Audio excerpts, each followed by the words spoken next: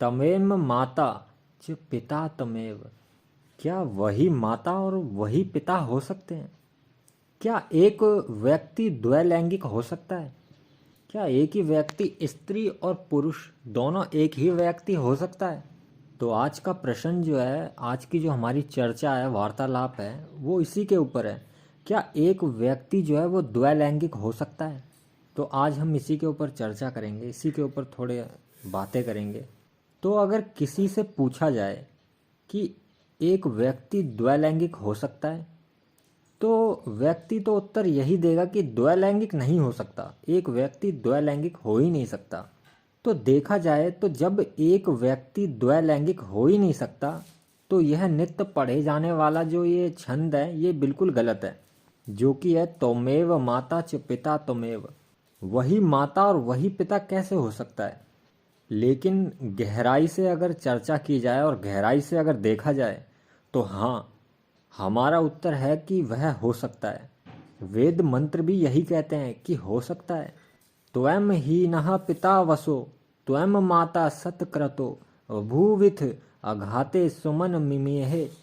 हे सबके पिता, सबके बसाने वाले, सर्वव्यापक, हे अपरिमिति ज्ञान कर्मों वाले, तू निश्चय से हमारा पिता है और तू ही हमारी माता है।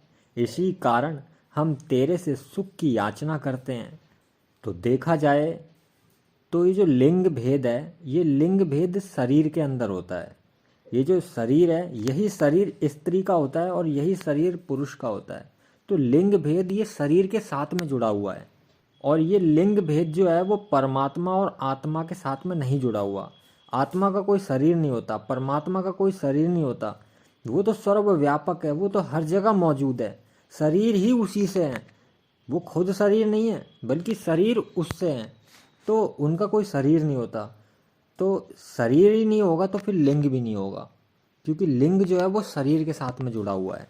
और परमात्मा और आत्मा जो होती हैं वो शरीर से रहित हैं, यानी उनके पास में कोई भी शरीर नहीं है, और इसी कारण उनके अंदर उसमें जो है उनके साथ में लिंग भेद नहीं हो सकता, इसलिए वह द्वैलैंगिक संज्ञक हैं। अब ऐसा क्यों है? क्योंकि आत्मा जो है वो शरीर धारण करके लिंग भेद की कोटि में आती है। जब आत्मा शरीर को धारण कर लेती है तभी वो लिंग भेद की कोटि में आएगी। जब तक वो शरीर को धारण नहीं करेगी, जब तक वो लिंग भेद की कोटि में नहीं आएगी। लेकिन आत्मा बेशक से शरीर के अंदर आ जाए, लेकिन फिर भी वो लिंग में नहीं आती। लिंग भी शरीर का होता है, आत्मा का कोई लिंग नहीं होता।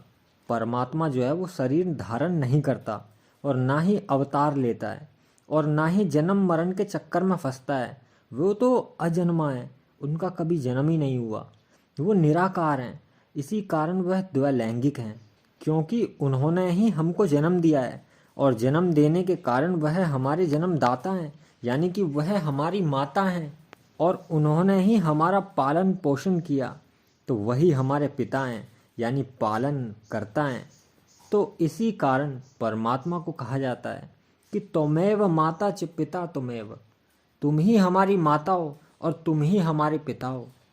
तो अगर किसी मनुष्य के शरीर के बारे में पूछे जाए तो शरीर द्वैलैंगिक नहीं हो सकता, लेकिन परमात्मा द्वैलैंगिक है।